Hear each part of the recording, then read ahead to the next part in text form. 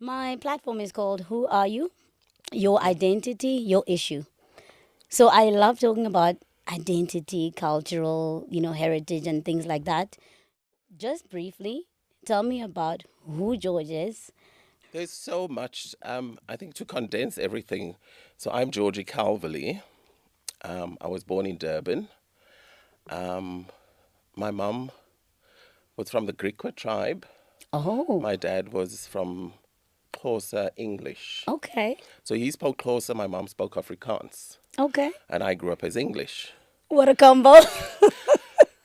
My mum and dad could normally just about converse, and my mum would say, "What is your father saying?" And we would answer him in English, although we understood everything. Then we moved to East London when I was about 7 or 8. I matriculated there and I started nursing in 1986. And that's all I've ever done, is being a nurse. I moved to the UK in 2001, and that's where I've been based ever since Mm-hmm. then. So George, essentially a coloured, as the birth certificate says, you can't Mm-hmm. change that. And I've never had any issue with being labelled or called a coloured Okay. until I went to the UK and I worked with nurses that I trained with. We were all coloured, but they just assumed that because I was fair, I Hmm. couldn't be similar to the other five, I six see. girls. And it was this constant complaint, so comparing and explaining what a coloured What is. it is Oh, we exactly. can't say that word because it's nasty. I say, well, Outside it's, of South Africa, it's yeah. just so misunderstood. And it's on your birth certificate, so you can't run away from it, but it didn't stop me from Mm, being me. Growing up in kind of my colored community mm. wasn't easy, considering we were all the same, and I just had a problem of because who I was, which in the 70s and 80s was, although I didn't know what it meant, other people made sure that They told you what we it were is. telling you you're different Hmm. or you're colored, but we have another tag to tie you to. Mm-hmm. And that didn't go down very well, but I made the most of it. So Mm. being colored, being different. I mean, there was nobody ever different than me. There were more fairer people than me. I've got fair cousins, blonde, blue-eyed, green, Yeah. and we were all classified the same. So I don't know why I had the problems I had, which Mm. I shouldn't have had because Mm-hmm. they were my people, but everybody treated me different. I want to focus there a little bit because I have a statement that I always say is that you are not who people say you are. It's kind of disrespectful sometimes. It can be seen as you being disrespectful, especially to elderly people Yeah. and so on, because our parents raise us up and everything. And for the large part of our childhood and teenage life and whatever, they're in control of who they want you to be. And so, that thing where people say, oh, your child is so good in music, or your child is so, you must nurture that. Yeah. Oh, this child is good in sports, or oh, you must nurture that. You must. So our parents shape our lives from a young age, and they hope to see that nurturing that they've watered something, so it must sprout and you must become. Oh my goodness, I'm very very passionate about young boys. I don't know what it is. I'm passionate about children in general. Talk to me about you as a young boy and how that shaping I think kids, happened. as we always say, kids are the generation of the future, and I Mm, think they need to be nurtured to make the communities better or to yes. be people that we expect are going to run whichever part of the country, the Mm-hmm. community, or whatever. My parents were both illiterate, uneducated. They never worked for as Okay. long as I lived. My parents never went to work. They never went to school. They couldn't read. They couldn't write. They used to make an X when they used Mm, to go fetch their monthly disability grant. So yeah. my sister would sign for them. When as I got older, I would sign for them. But they always told, we were not told, we were just expected, you have to go to school. If you don't go to school, you take the door out and you go find a job. So it was either school or work. And because I was very studious, I mean, I was a child, and the outside, the outside environment was not a very good one. Mm, Just to explain, I grew up in a shack, basically a one-bedroom shack. It was me, my mum, dad, and sister and brother. So from the age of 7 to 8, 15, we literally shared the most closest space, Yeah. but we didn't know each other. Ooh. But we had to conform to our culture, which is the Pondo culture. You have to work or you have to go to school to bring money in. And because I just carried on as life would expect, I got good grades, never took them to school. And I think partly I was kind of embarrassed because my parents were illiterate, uneducated. Mind you, there were just as many people around me with Yeah. the same problem, but I just felt different to take them to the school, to sit there, to see me get a certificate. And I just come back with a certificate. In hindsight, it is bad, but that's what helped me protect myself, I see. to take them out into the open, because they were very kind of awkward in social situations where it wasn't their family involved. You know, the church was my mum, my dad he was a gardener. Yeah.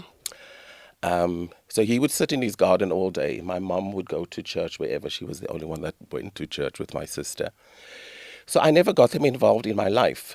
But growing up, nobody told me you should go to school. I just went to impress my teachers and my friends. But everybody away from that only knew me as this kid who was different. I had no kind of guidance. Yeah, yeah. The people or my school friends were just there. But after school, I was basically on my own, left to the community to call me whatever they wanted to. And although I had a father and I had a mother, they were very caring, but they were not on the forefront of kind of shaping you into the man or the boy that you should be. I understand. And I think because I was different, I had a brother who was a normal masculine male, but we didn't know what was wrong with, they called me David. We didn't know what was wrong with David, or we knew, but we're just not going to talk or speak it out loud, but let him just be him. So the whole shaping of the young man was never there. I was not So really you didn't have a protector, you know what I mean? Somebody in the families who looked out for you or who tried to have a conversation with you and said, you know what, I'm here if you want to talk about anything. That kind of a person? Actually, no. I was, with the close proximity of living and of our environment, our home environment, we were very mentally separated, emotionally separated, but we were not an unhappy family. We just existed in this small space. And my school books and my library books were kind of the solace for me. Nobody ever came to me and said, why are people calling you this? Why are people poking at you, pinching at you, just because you're different? And because I never fought back or I never replied back, I was just the silent person that we could pick on or they could pick on. I didn't have that very, very close friend. In my primary school, the other guy who was being bullied, we became close because you kind It of was seek happening each to other. both of you. Yeah. So he could kind of keep me protected. I could, not that we kept each other protected. We were just two kids that were being bullied by a whole school and community. So he was always with me. But I had friends at school, but there wasn't that particular one where we could talk about why I was being different or why I was being made to feel exceptionally different when I saw myself as just as about everyone else. Because now I want to talk about, how we can protect our young boys, like in this day and age. It's, fast forward, it's been so many years, so many advancements, whether you talk about technology, whether you talk about literature, and there's so many books about how othering people is so wrong and how assigning labels to people is so wrong. Yeah, we're always going to do that. And I think, there's lots of theories or lots of social designs thinking that not all home environments are perfect. The Brady Bunch is television. Everything that's on television is not real. And I think when we live in different areas, as I said, we had the poor side, we had the middle class, and we had the rich. So we could see the rich houses or the bigger houses across the forest. Yeah. We didn't know what happened there. We had no reason to go there because all we had to go was school and town, and that's it. So what happened across the forest where I lived was completely alien to me. And I think we always just assumed the people that lived across the forest had better homes, better lives. Everything was perfect. You know, they spoke better. Better They relationships lived, with each other. everything was fine. Everything. And what also made my life different was that, or difficult, was that I came from Durban and I moved to East London. So the accent is different. Oh, yeah. You know, we say park, mark, and green. And they would say, oh, please say grasshopper green, grasshopper green. And to them it was a joke. And to me it was just, okay, I'll say it because I know. But it was the accent that made it worse. And the more they teased, the more I kept the accent. I was not going to change. And my accent and my speech has never changed. It's almost always been the same. And people say, oh, you must have went to a rich, posh school. I see, yeah. Like, no, I went to a barefoot, dusty school, which was good at the time. And I think you can have a perfect home life with a mother and a father, whether the parents are educated, whether they're employed, whether they're illiterate and unemployed. Good or bad can come from both situations. Yeah. So a bad child can come from this good environment, and a good child can come from the bad environment. So does not having a father figure make anybody bad, or not having a mother figure? Because we always expect the fathers to take control of the household and the children. And I think essentially, you know, we could run back and forth saying that boys do need dads in their lives, but not all dads are good dads. So if we're going on a good point where we have a perfect father who shows the child, or the boy child specifically, this is how a man should be, this is how a man should behave. Yeah. Nobody told me that, or nobody showed me that. But obviously, around me, boys were being made to be boys. I was just, you're a bit different, so we're going to treat you like a girl. So having a father, I think, is a good father, is important, because boys should learn from their dads, if we're just speaking on a good level. Yeah. You know, this is what society expects of a dad. How they should behave, how they should be. Because my parents were illiterate, they couldn't read. They looked at the paper, the pictures, but when it actually came to the reading, we had to read certain segments for them. And I think because I was a reader growing up, I've always read, and it didn't help me reading because then I was bullied more. But I think parents, good parents, should encourage kids To read. to read. Oh, yes. Even if, as my parents were illiterate, but I had to read a newspaper to them, or certain segments of a magazine, which kind of encouraged me to read. But I've always been a reader. And I've never stopped. I love that. I grew up reading, so we share that love for books. I love books. And you know, the fairy tales we read as kids, Puss in Boots, Rumpelstiltskin, Yes. The Princess and the Pea, those are all the books you read, but you were not supposed to read them because you're this boy. I see. But you go to the library, you were only allowed certain sections, so Yeah. you just take what. And the older I got, I would kind of move around the library to see What else interests you. which books I can get away with. And then obviously, even at school, I read. You know, I was just telling a friend, our set work books, the kids will come, George, what's the story in the book? Tell us. Just because tell us. We've only We read don't want to sections. read. We don't. Yeah. So I was always ahead with the reading, and you know, it also saved me from the bullies. I can imagine.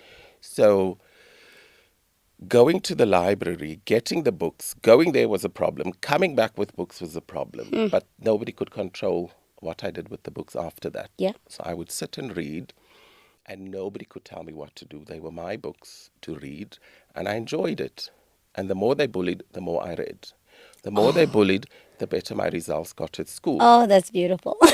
Which doesn't help either. So you're on stage getting a certificate, and you just have all these names being shouted at you. Oh, yeah.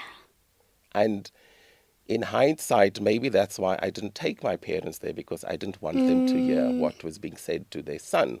Well, they probably knew about it. It's just we don't talk about it.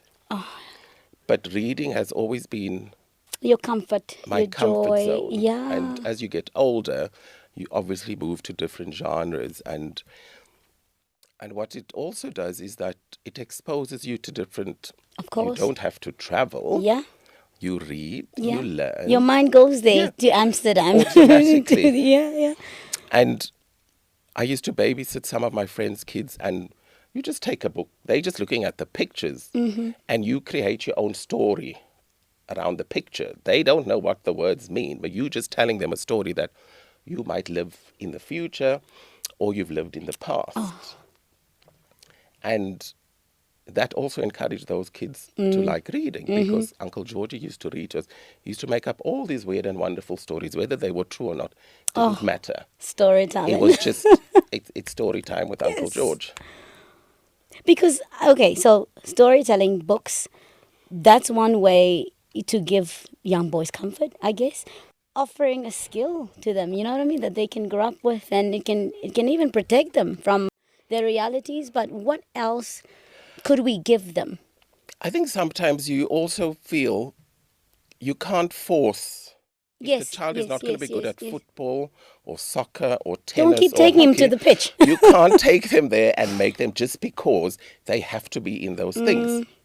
You know, I swim a lot, and I go and watch you swimming, and there's a swimming teacher screaming the child's name, Mark, Mark, Mark, and Mark is not listening, because obviously Mark doesn't want to be in this pool. be there. He's never going to be a swimmer. But is it giving the parent an hour's break from Mark? And the teacher is stressed because she can see Mark doesn't want to swim, but she's getting paid for it, so she has to teach him. But I think it's important as a parent or even as a teacher. Obviously, kids are going to be reading. They're going to be read to. So the extension is, when I go home, let me read to the kid at least an hour or two, or what did the teacher read? And you read the book, even if it's badly, the story is badly told, but at least the child heard what the teacher was saying. Yeah. Yes. If you don't like beans, you're not going to eat. If you're forced to eat beans, you're never going to eat them as an adult, because you were forced to eat carrots and broccoli. Yeah? So it's the same with sports and life skills. I was a runner at school, and when I started winning, it became a problem. Oh, he's winning. He shouldn't win. He's not a normal boy. If I lost, I was a bad boy. If I won, I was a bad boy. And when I got to high school, I just thought, I can't do this anymore, because I'm being bullied for losing, winning, just because I'm not like all the other kids around me. So I gave that up. You know, our teachers did the best that they could, but we had no speech and drama. We had no dancing. But then I learned that the richer kids went for all these things. So us barefoot at the background never had singing, dancing, acting, arts, culture, everything. We did West Side Story when I was in standard 6, but I was just in the chorus. I couldn't sing, I couldn't dance. I'm like, just put me at the background. People are going to tease me and take away from what the production was. Is about, yeah. And when oh my God, people can actually sing in the class. People can play instruments. I got finished high school, and then I joined a drama group. And then I found, if only we had this at school. I mean, I'm not people always say, you're so funny and you're so amazing and you're so interesting. And I always say, if I had the tools given to me when I was younger, I might have been an amazing actor and dancer. That's the thing. But we were not given those tools. And there's so much other than exposing the kid to, here's a book, and we can take it from there. Whether it's sport, whether it's a trade. I was never going to be a woods person, a woodworking person. I just took the pencil to the class, drew the outline on the page, and I just sat, because I couldn't use tools. Do you think being a good parent has a lot to do with finding out what your kid is interested in? Because I grew up loving books, and not because they were forced on me, but like you're saying, storytelling. My dad read to me a lot. My mom doesn't like reading. She doesn't like books. But because I had both parents also growing up, for me, I feel like that really, like you're saying, some parents can both be there, like, you know, in some kids' lives, but it depends on the relationship, with the parents. And my dad was an ever-present father, still is, like, hands-on. Yeah.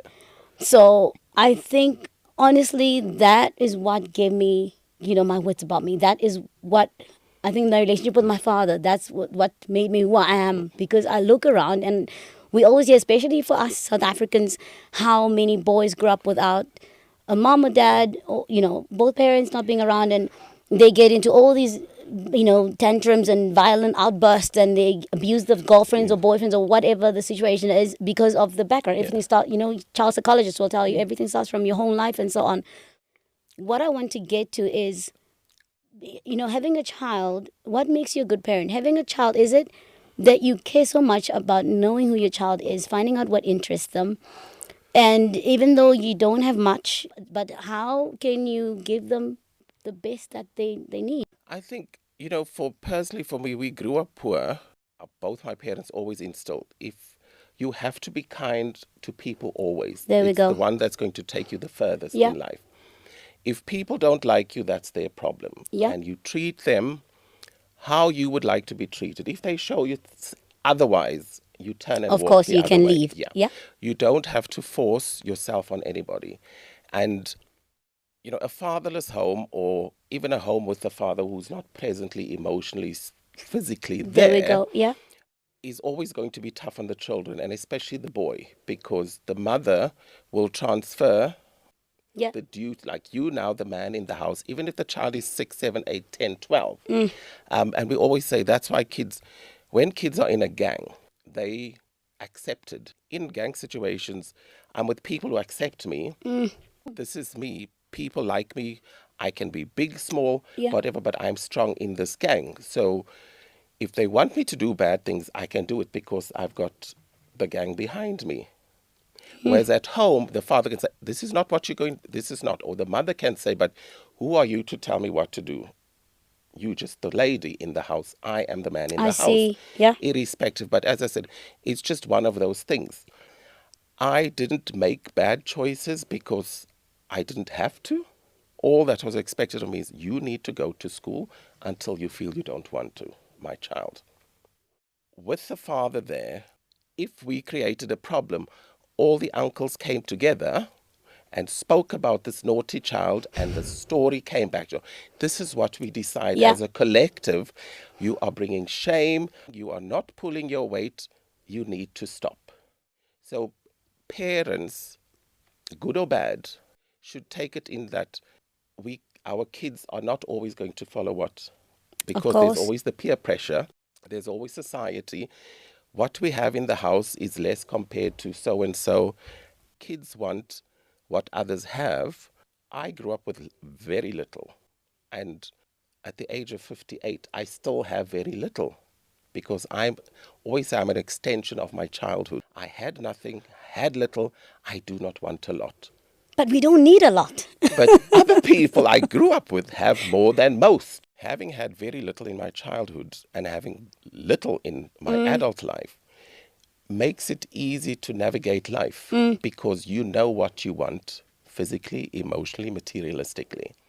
And whether I had my parents there to tell me, and I remember my mother always used to say, oh, you're so lazy, you'll never get on with other people. Ayana. Your parents always think you have to be doing, if you didn't want to wash the dishes, oh, you're so naughty. If you didn't Yeah. want to do this, Yeah. there was always something to be done. And I'll do it. No, you have to do it now. If you do it later, you're lazy.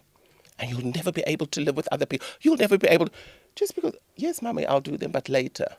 Just the parenting, we have lost, or the years have gone on, kids have lost the respect for parents. Yes. And they take it outside. Yeah. We grew up, everybody was an uncle and an aunt. Of course, everyone And is your mom. we treated them with respect. We listened. If your mother wasn't around and you did something wrong, some auntie or uncle is going to tell Yeah. you, don't do that. Or you got a little thrashing that you Of didn't course. want. And they'll come and tell your mother, I beat him because Yeah. he was doing, and then you'll And get your a mom won't second say one, exactly. or you'll get a second You or won't third say one anything to reprimand the person. Yeah. to reprimand. And I think the lack of respect has elevated or escalated so high where kids don't want to be reprimanded because the parents don't reprimand them. And because the caring, nurturing from the house Yeah, is not It's not there. followed through to the school, to the playground, to the society. And I think that has become one of the biggest issues that we're facing. Let's talk a little bit about cultures. I'm a firm believer that culture evolves. We don't stay stagnant in this is my culture. This, you know what I mean? Some people are traditionalists and they love being held back in their mind. It's a mind thing, and they want to stay, oh my goodness, locked in the past, and they don't want to evolve with the times or whatever. I'm very much progressive, but I do have, I guess, parts of me I can say they're still conservative to a degree, but let me say, I respect where we come from Yeah. as a people, but I'm also very much, present Yeah. in what is going on now. And I can't understand when people are so obsessed with how things were and they look down on people that are not, that are different. Yeah. And yeah, so let's talk about cultures. And you and I were talking a little bit before we started this conversation here live that we have more of an international, because I'm based in Hong Kong now. You've been in the UK for years, and like we've 25 seen years. how other cultures are. And I talked about how the Chinese parents are so strict, and how the kids are so, so scared to tell their parents anything, to confide. They'd rather confide in an international teacher instead of even a local teacher because it's someone who looks like them, who believes what they believe in, who's conditioned the way they are also being conditioned as young kids.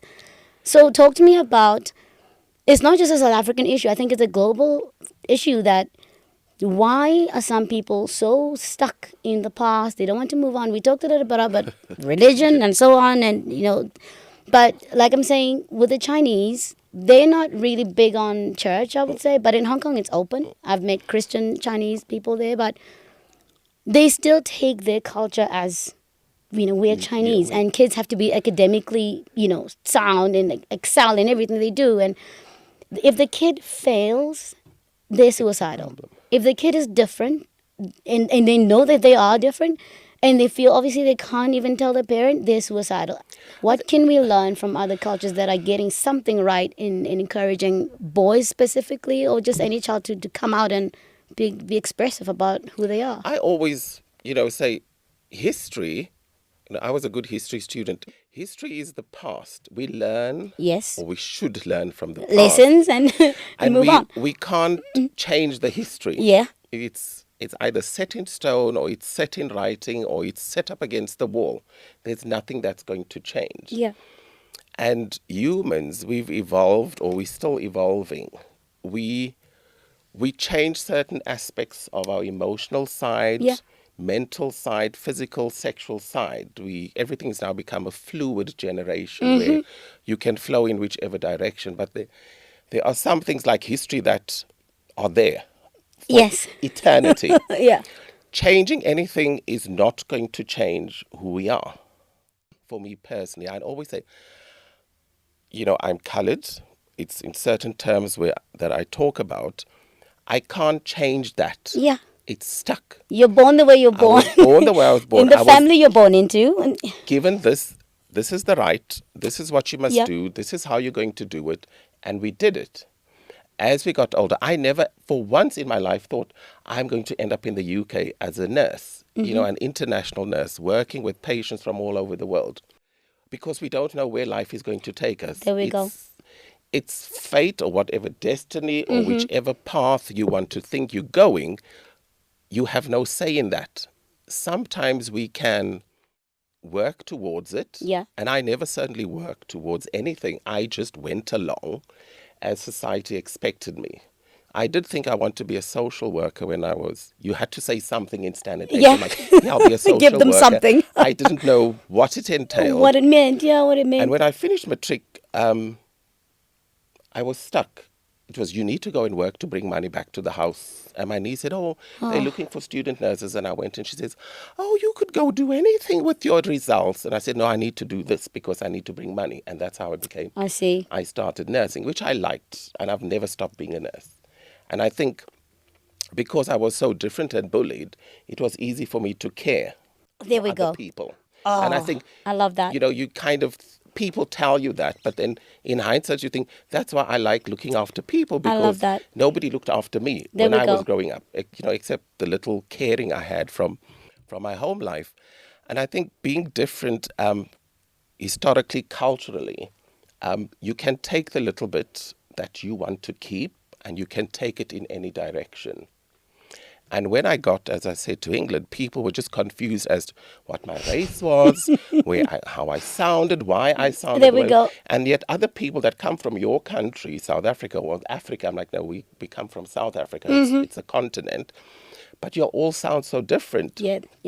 Because we are very different. Yeah. So I'm not going to change who I am, which some people do, to fit into a mold that other people are accepting of. Like, oh, that's George. George is George. I've never changed any part of me or any mental perception of this is who I am. You either like You it. take me or as you I hate am, it. or yeah. And over the years, I've encouraged so many of my friends, come to England or just go to whichever country wants you. Oh, no, my friend went and they didn't like it. Oh, no, my friend... Go and find out For yourself. There's always that return Yeah. ticket. They're never going to bring you in and say, this is where you are for the rest of your life. If you don't like it, and I think we as South Africans are very stuck in the culture. This is how we grew up. And how many people from Durban have never been to Joburg? I mean, I came I to see what Cape you're Town saying. Yeah. when I was in my 30s or 40s. Yeah. Not that I didn't want to, it's just that now I have money, I can travel. But when we lived in the country, I only went to Durban once, and then I ended up in Joburg I'm going to Joburg. Didn't know where, how, I just went to Joburg. But now people are too scared to go to experience different cultures, different countries, different environments, because somebody said so. Oh, my mother doesn't want me to go because you're not going to strangers. I hear you. Yeah. And we're so stuck in this South Africanness that you leaving, you kind of kicking your country in the teeth. My community hated me for 18 years. They would have been happy if I was dead. But I made the choice to go. And I experienced something different. But other people are scared because the communityness, the culturalness keeps them here. And the South African, by the skin of my teeth, I'm not going to let go of the country. As bad as it makes you feel, makes you think. This is the country and this is my culture. So when you go abroad and you learn you meet different people, yeah. And you find that we as South Africans can actually fit in anywhere. We were brought up with respect. We respect other people. I'm talking from personal point of view. Noted. You can fit in. Yeah. If you don't like, you just get on. And I always say I must have a guardian angel who's been watching over me.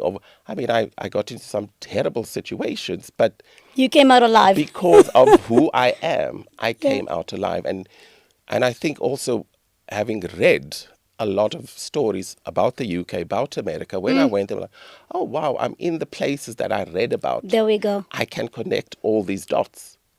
And, I did a video. Who would have thought that a barefooted kid from Pefferville School in East London will be walking on a mountain that I only saw in my geography books?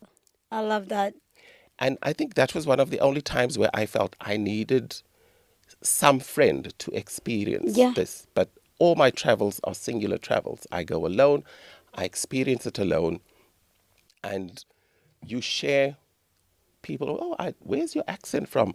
Well, I'll carry on talking until, South Africa. Yeah. And now you teach them about South Africa because a lot of people still have this whole African in 2026. You're going to Africa. No, I'm going to South Africa. You know me for 5 years and you still think I live in Africa. But we don't move about as much as we should to encourage the rest of the world that, there's really so much in South Africa, in Africa as a whole, and especially culturally, that we should impart. The arts, books, exposure to different things. I mean, the reason I am the way I am, I credit my dad for a lot of things, but of course, mom wouldn't be mom without dad. Dad wouldn't be dad without mom. And I love the fact that I grew up seeing love, and I wish I could give that to other kids, to grow up seeing healthy. I'm not saying my parents are perfect.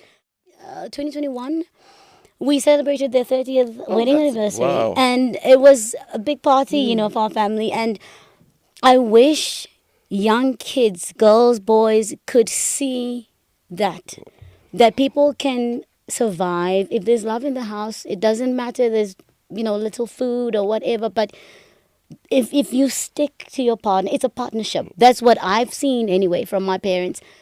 You see what I'm saying? You see where I'm going with this? Back with, I think with How our can we just parents, expose people to I think sadly these the whole ideas? world has changed to, if you don't have so much material things, there is nothing to live for. Yeah. And because parents who are struggling are being fed into this thing that every single kid on earth must have this, that, and the other because all their other friends.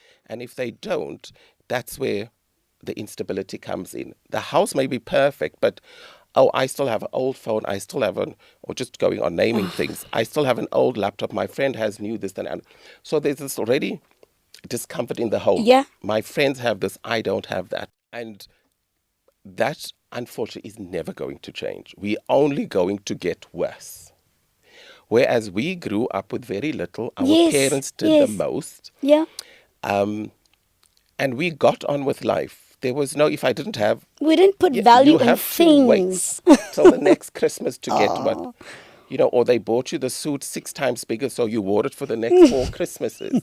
If you didn't know, I always tell people what I didn't have, I didn't miss. What I didn't know, I didn't miss. There we go. And once I found all these things that I should have, I didn't want them. So what makes me different from a lot of people I grew up with when I see they have all these fancy, splashy, and I have the least bit that I'm very happy with? We're all going to be different, and we can't force parents or tell kids you Yeah. should have this Yeah. to feel integrated into your friendship group, into society. And as fractured as our parents' lives were back then, there was still this cohesiveness in the community, Yeah. in the home. We never took it outside because it was a family problem. It was a family issue, yeah. Yeah, we keep it here. The uncles will go out, the aunties will go out and talk about, and we'll just hear about it later.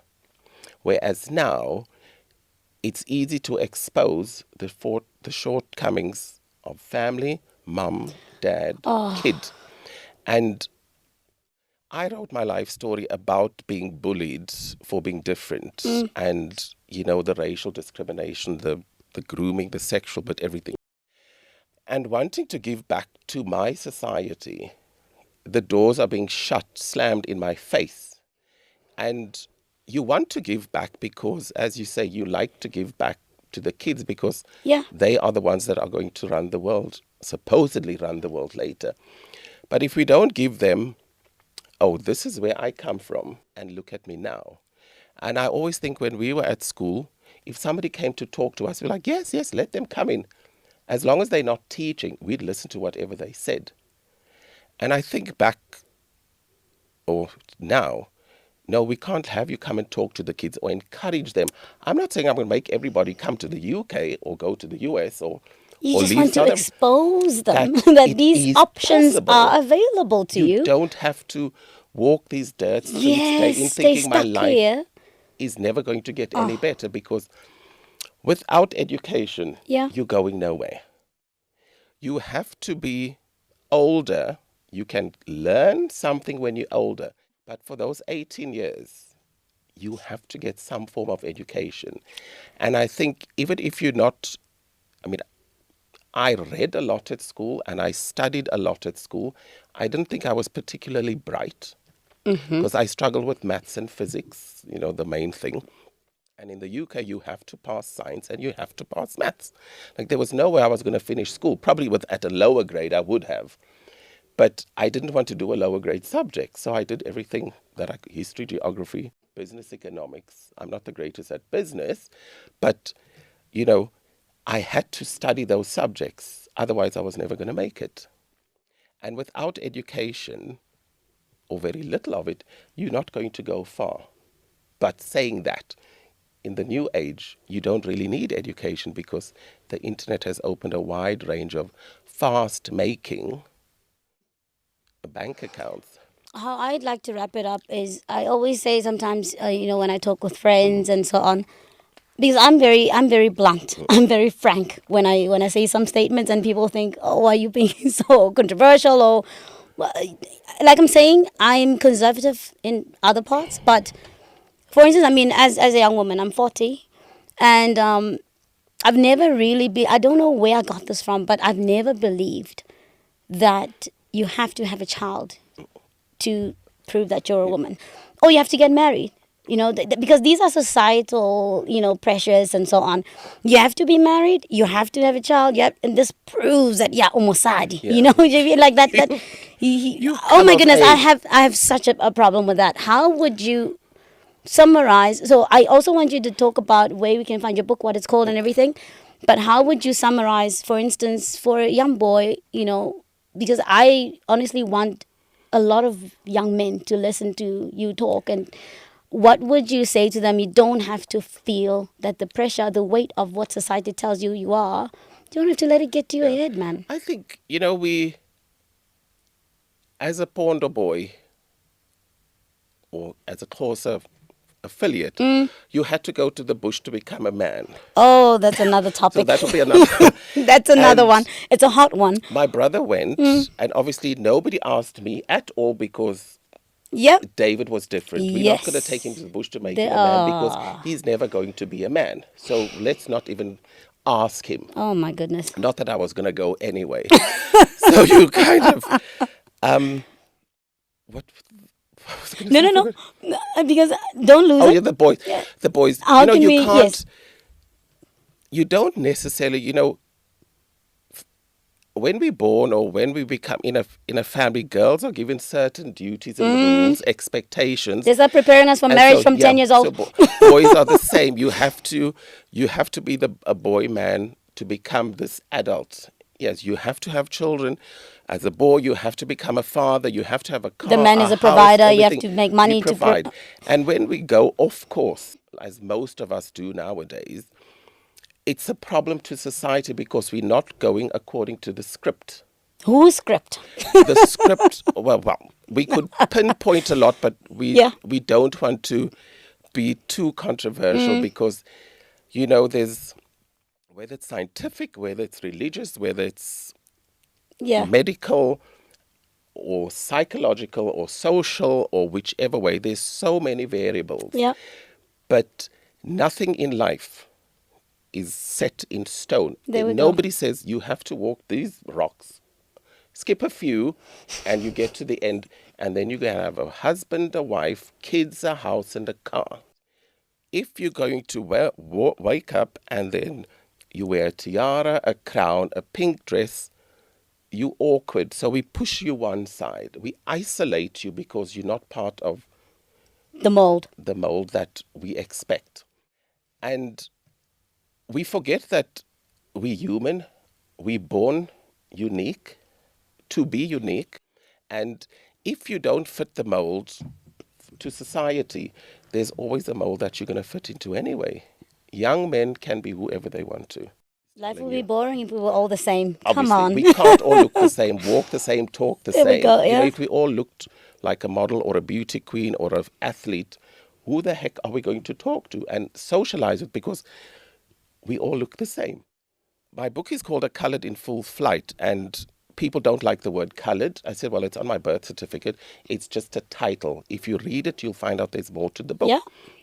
It covers the aspect of grooming, abuse, bullying, social media issues. Suicide is not mentioned because I didn't know what suicide meant. Okay. And, I was bullied daily for 10 years, and I'm still sitting here. Oh, Kids are bullied 3 days, 5 weeks, and they don't sit anywhere. They don't have stories to tell. And I think it's important for parents because if you don't accept the child or the young man, it's going to be 20 times harder outside there we go. because society is going to hate Oh, anyway. you're going to rip them apart. And if parents don't accept their kids or allow them to be who they are, At home. it's just a losing battle. So you're going to have a young adult with many issues, social, mental, physical, emotional, running into bad problems, running with a bad crowd. And my book is certainly proof that you don't have to follow the mold. Just be yourself. And unfortunately, we either never find out. Hitting every brick wall is fine. We learn by hitting those brick walls. And then you come out on top and you think, wow, I've done it. Life happens and you literally just have to make the most of it. Goosebumps from this conversation. Thank you so much. It's I been a appreciate your pleasure. time, and yeah, we'll continue talking after this. Definitely.